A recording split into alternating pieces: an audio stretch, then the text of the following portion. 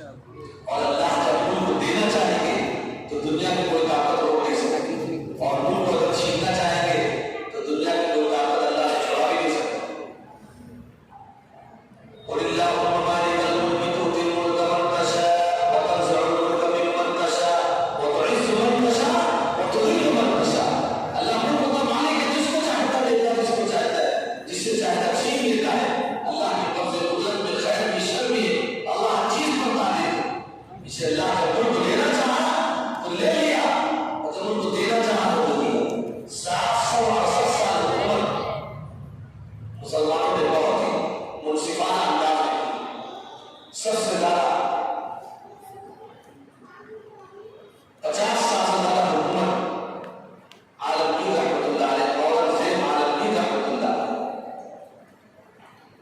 50 साल से ज्यादा हुकूमत की है। लिखा है किताबों में आप सल्लल्लाहु अलैहि वसल्लम के पास से लेकर आज दुनिया में इतनी उम्र तक और इतने सालों तक इस्लामी हुकूमत किसी ने नहीं की। और आलमगीर रहमतुल्लाह अलैह का हाल ये था कि हुकूमत करते थे, टोपी बुनते थे और करीब गिनते थे। तो टोपी की उजरत से अपना घर का खर्चा चलाते थे और कुरान करीम जो लिखते थे उससे जो उजरत मिलती थी उससे अपने पूरी दूसरी जरूरियात पूरी करते थे और बैतुल माल से हुकूमत के माल को कभी इस्तेमाल नहीं किया। और आज का हाल क्या है?